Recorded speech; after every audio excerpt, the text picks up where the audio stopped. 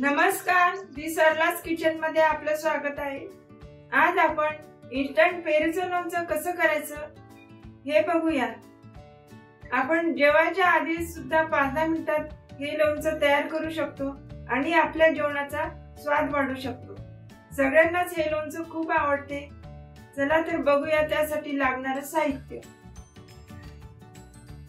मी हा एक पेरू घेतलेला आहे। ह्या अर्ध्या पेरूचं लोणचं करणार आहे आणि हे जिरं, मोहरी, लाल तिखट, हिंग, हळद, थोडासा गूळ, थोडी मेथी दाणे, तेल आणि मीठ। आता आपण पेरू कापून घेऊया। पेरूचं बी काढून टाकावं लागेल आपल्याला। पेरू मध्ये जर कडक बिया असतील तर त्या काढून घ्यायच्या। हे थोडंसं दाबलं की ते बिया थोड्या अलग होतात, म्हणजे आपल्याला काढायला सोपं जाते। ह्या अशा काढून घ्यायच्या बिया। म्हणजे कोणाला आवडत नसेल तर मग तशा आवडत असतील तर बिया ठेवू शकता तुम्ही। अशा बिया काढून घेतल्या। आता या पेरूच्या अशा बारीक बारीक फोडी तयार करून घेऊया। म्हणजे सगळ्यांना आवडतात लहान लहान फोडी।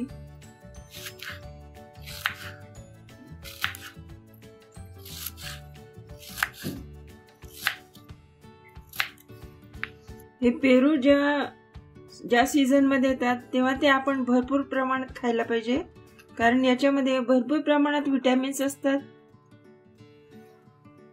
आता हे कापून झालेले आहेत। आपण आता याच्यात कोणता मसाला तयार करूया टाकायला।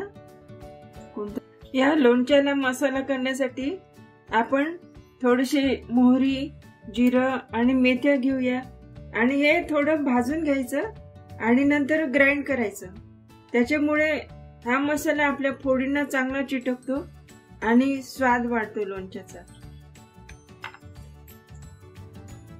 आपण गॅस पेटवून घेऊया। मीडियम गॅसवर ठेवूया सगळं। आणि यासाठी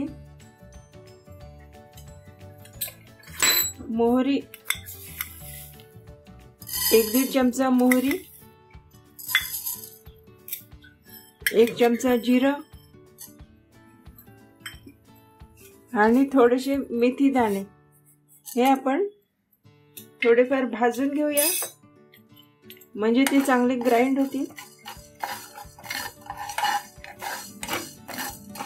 आता हे भाजून झालेले आहे।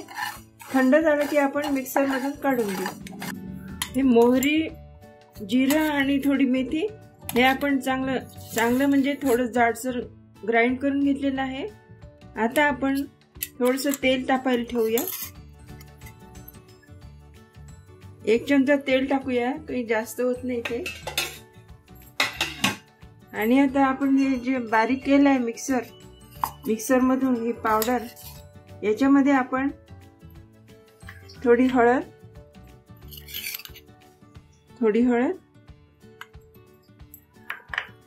1 चमचा लाल तिखट, मीठ, थोडंसं मीठ चवीपुरतं। तुम्हाला जास्त लागत असेल तर जास्त टाका।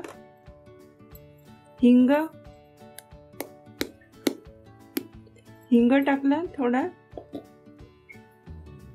आता हे आपण मिक्स करून याच्यात टाकूया। आपलं तेल गरम झालेलं आहे।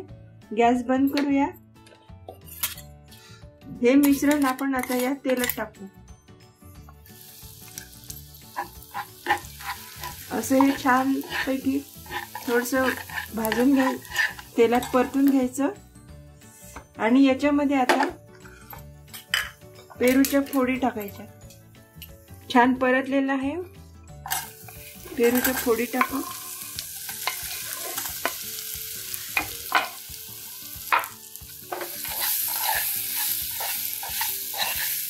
आणि हे चांगलं हलवून घ्यायचं।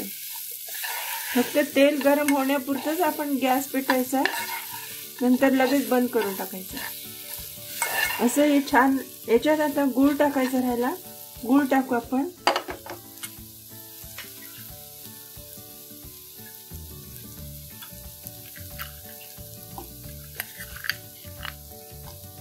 हा गूळ थोड्या वेळाने विरघळेल याच्यात गरम असल्यामुळे.